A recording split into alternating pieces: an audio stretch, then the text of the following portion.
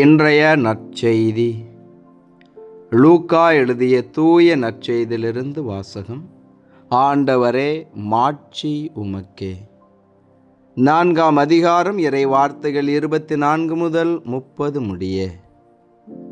இயேசு நாசரேத்துக்கு வந்திருந்தபோது தொழுகை கூடத்தில் மக்களை நோக்கி கூறியது: நான் உறுதியாக உங்களுக்கு சொல்கிறேன், இறைவாக்கினர் எவரும் தம் சொந்த ஊரில் ஏற்றுக்கொள்ளப்படுவதில்லை. உண்மையாக நான் உங்களுக்கு சொல்கிறேன், எலியாவின் காலத்தில் 3½ ஆண்டுகளாக வானம் பொய்த்தது, நாடெங்கும் பெரும் பஞ்சம் உண்டானது. அக்காலத்தில் இஸ்ரேலிடையே கைம்பெண்கள் பலர் இருந்தனர். ஆயினும் அவர்களுள் எவரிடமும் எலியா அனுப்பப்படவில்லை.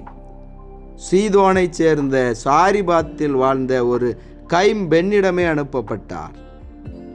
மேலும் இறைவாக்கினர் எலிசாவின் காலத்தில் இஸ்ரேலிடையே தொழுநோயாளர்கள் பலர் இருந்தனர். ஆயினும் அவர்களுள் எவருக்கும் நோய் நீங்கவில்லை. சிரியாவை சார்ந்த நாமானுக்கே நோய் நீங்கியது. தொழுகை கூடத்தில் இருந்த யாவரும் இவற்றை கேட்டபோது சீற்றம் கொண்டனர். அவர்கள் எழுந்து அவரை ஊருக்கு வெளியே துரத்தி அவ்வூரில் அமைந்திருந்த மலை உச்சியிலிருந்து கீழே தள்ளிவிட இழுத்துச் சென்றனர். அவர் அவர்கள் நடுவே நடந்து சென்று அங்கிருந்து போய்விட்டார். ஆண்டவரின் அருள்வாக்கு. கிறிஸ்துவே உமக்கு புகழ். ஆண்டவர் இயேசுவில் அன்பார்ந்த இறைமகன் கேத்தலிக் டிவி நேயர்களே, உங்கள் அனைவரையும் நம் ஆண்டவர் இயேசு கிறிஸ்துவின் பெயரிலே அன்போடு வாழ்த்துகிறேன். உங்கள் அனைவருக்காகவும் நான் சிறப்பாக ஜெபம் செய்கிறேன். இன்று வாசிக்க கேட்ட இந்த தவக்காலத்திலே நற்செய்தியிலே ஆண்டவர் இயேசு சொல்லுகிறார், சொந்த ஊரில் இறைவாக்கினர் ஏற்றுக்கொள்ளப்படுவதில்லை. நான் உறுதியாக உங்களுக்கு சொல்கிறேன் என்று அதை அழுத்தம் திருத்தமாக சொல்கிறார். சொந்த ஊரில் இறைவாக்கினர் எவரும் ஏற்றுக்கொள்ளப்படுவதில்லை. காரணம், சொந்த ஊர் மக்கள் இவர் யாருடைய மகன், எங்கிருந்து வந்தவர் நமக்கு தெரியும் என்று குடும்ப பின்னணியில் மட்டுமே இறைவாக்கினர்களை பார்த்து ஏளனமாக நினைத்தார்கள். என் அன்பு சகோதர சகோதரிகளே, ஒரு நதியின் தொடக்கத்தையும் ஒரு துறவியின் தொடக்கத்தையும் பார்க்க தேவையில்லை, கூடாது என்று சொல்லுவார்கள். ஆண்டவர் இயேசுவை நாசரேத்திலிருந்து நல்லது எதுவும் வரக்கூடுமோ என்றுதான் பார்த்தார்கள். முன்சார்பு எண்ணத்தோடு தான் பார்த்தார்கள். இவர் தச்சருடைய மகன்தானே, இவர் மரியாளின் மகன்தானே, இவருடைய பெற்றோரை நாம் அறிவோமே என்றெல்லாம் இயேசுவை பார்த்தார்கள். அவரை மெசியா, வாக்களிக்கப்பட்டவர், பெத்லகேமில் பிறந்தவர் என்று ஏற்றுக்கொள்ள தயங்கினார்கள். அந்த இடத்தில் தான், இந்த சூழலில் தான் ஆண்டவர் இயேசு சொல்லுகிறார், இறைவாக்கினர் எவரும் தம் சொந்த ஊரில் ஏற்றுக்கொள்ளப்படுவதில்லை. என் அன்பு சகோதர சகோதரிகளே, இதோ உங்களுடைய சொந்த குடும்பத்தார் உங்களை ஏற்றுக்கொள்ளாமல் இருக்கலாம். உங்களை ஏமாற்றி உங்களை புறந்தள்ளி இருக்கலாம், புறக்கணித்திருக்கலாம். சோர்ந்து போகாதீர்கள். இது வாழ்க்கையினுடைய யதார்த்தம். ஏறக்குறைய எல்லா மனிதனுடைய வாழ்க்கையிலும் இது நடந்து கொண்டுதான் இருக்கிறது. எனவே சோர்ந்து போகாதீர்கள்.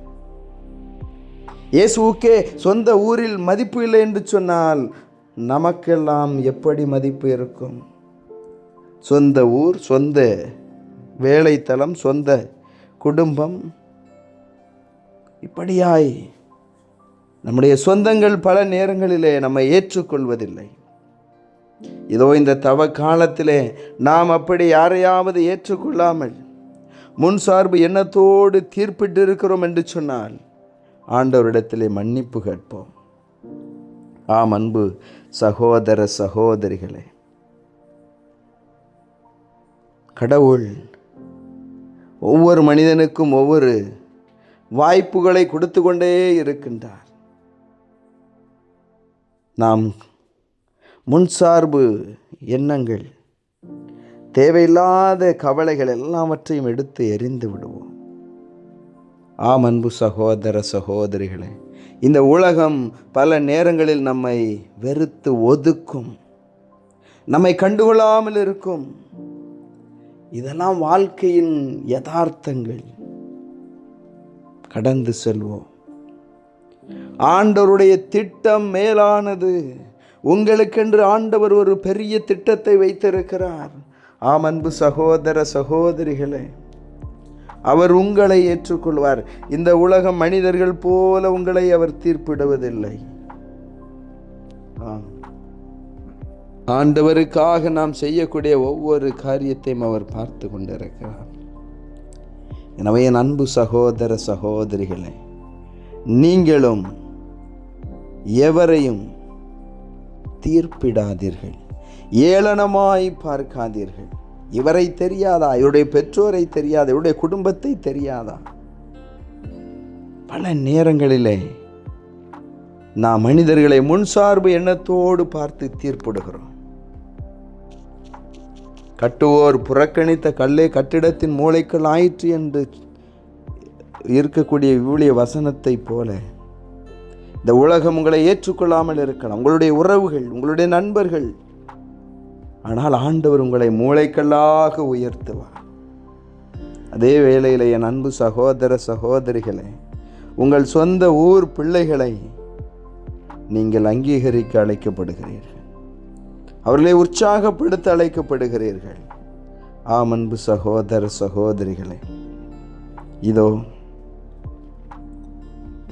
இயேசு ஆண்டவரை சொந்த ஊர் மக்கள் மறுதலித்தார்கள், இறைவாக்கினராக ஏற்றுக்கொள்ள மறுத்தார்கள். நாம் ஒருபொழுதும் மற்றவர்களை இப்படியாய் வழிநடத்த வேண்டாம். இதோ இந்த தவ காலத்திலே நம்மையே நாம் சரி செய்து கொள்வோம், திருத்தி கொள்ளுவோம். ஆண்டவருடைய திட்டத்தை நம்மால் புரிந்து கொள்ள முடியாது. என் அன்பு சகோதர சகோதரிகளே, அவர் யாருக்கு வேண்டுமானாலும் எப்பொழுது வேண்டுமானாலும் பெரிய அதிசயத்தை செய்ய வல்லவராயிருக்கின்றார். தொழு நோயிலிருந்து விடுதலை கொடுக்கும் ஆண்டவர் உங்கள் நோய்களிலிருந்து உங்களுக்கு விடுதலை கொடுப்பார். நம்பிக்கையோடு இருங்கள். இயேசுவுக்கே புகழ், மரியே வாழ்க. மன்றாடுவோமாக. தாயும் தந்தையுமான இறைவா, உம்மை போற்றி புகழ்ந்து உம்மை ஆராதிக்கிறோம், உமக்கு நன்றி செலுத்துகிறோம். இந்த புதிய நாளை தந்ததற்காக நன்றி. இயேசுவே, எங்களோடு தங்கும், எங்களை ஆசீர்வதியும். இன்று தங்களுடைய திருமண நாளை, பிறந்த நாளை கொண்டாடக்கூடிய ஒவ்வொருவரையும் ஒப்பு கொடுக்கிறேன். ஆண்டவரே, நீர் ஆசீர்வதிப்பீராக. இதோ இந்த நாளிலும் கூட இறை வார்த்தையில் கேட்டது போல இயேசுவே, நாங்களும் எங்களுடைய சொந்த ஊர் பிள்ளைகளை ஏளனமாக பார்க்காமல், முன்சார்பு எண்ணத்தோடு பார்க்காமல், உமக்கு உகந்தவர்களாய் இருக்கும்படியாய் நீர் ஆசீர்வதியும். இதோ நோய் நொடிகளிலிருந்து ஆண்டவரே, உம்முடைய பிள்ளைகளுக்கு நீர் விடுதலையை தாரும். இதோ வாங்கிய கடனை திருப்பி செலுத்த இயலாத நிலையில் இருக்கக்கூடிய பிள்ளைகள் உம்முடைய அருளால், ஆசீர்வாதத்தால் அற்புதங்களை, அதிசயங்களை கண்டுணரும்படியாய் செய்வீராக. திருமணத்திற்காகவும், குழந்தை செல்வத்திற்காகவும், வேலை வாய்ப்பிற்காகவும் எத்தனையோ பிள்ளைகள் இயேசுவே, ஆண்டவரே, உம்முடைய ஆசீர்வாதத்தை நாடி நிற்கிறார்கள். நீர் ஒவ்வொருவரையும் தொடுவீராக. இதோ இந்த நாளிலும் கூட எங்கள் பயணங்களில் எங்களோடு இருந்து எங்களை பாதுகாத்தருளும். இயேசுவே, உத்தரிக்க நிலையில் இருக்கக்கூடிய ஆன்மாக்களை எல்லாம் ஒப்பு கொடுத்து ஜெபிக்கிறேன். நீரே மன்னித்து ஏற்றுக்கொள்வீராக. எங்கள் பயணங்களை பாதுகாத்து தருவீராக. எங்களுடைய முடிவுகளை ஆசீர்வதிப்பீராக. இதோ அரசு பொது தேர்வு எழுதி கொண்டிருக்கக்கூடிய பிள்ளைகளை ஆண்டவரே, நீரே ஆசீர்வதித்தவர்கள் தேர்வில் வெற்றி பெறும்படியாய் செய்தருளும். உலகம் தர முடியாத அமைதியை நான் உங்களுக்கு கொடுக்கிறேன் என்று சொன்னவரே, அந்த அமைதியினால் நிரப்புவீராக. இயேசுவே, உம்முடைய பிரசன்னத்தினால் நீர் ஆசீர்வதிப்பீராக. எங்களோடு தங்கும், எங்கள் மத்தியில் இருந்து எங்கள் ஒவ்வொருவரையும் கரம் பிடித்து வழிநடத்த வேண்டும் என்று உம்மை மன்றாடுகிறோம். ஆமேன். இறைவனுடைய எல்லா புனிதைகளே எங்களுக்காக வேண்டிக் கொள்ளுங்கள். அனைத்து காவல் தூதர்களே எங்களுக்காக வேண்டிக் கொள்ளுங்கள். எல்லாம் வல்ல இறைவன் தந்தை, மகன், தூய ஆவியானவர் உங்கள் ஒவ்வொருவரையும் ஆசீர்வதிப்பாராக. ஆமேன்.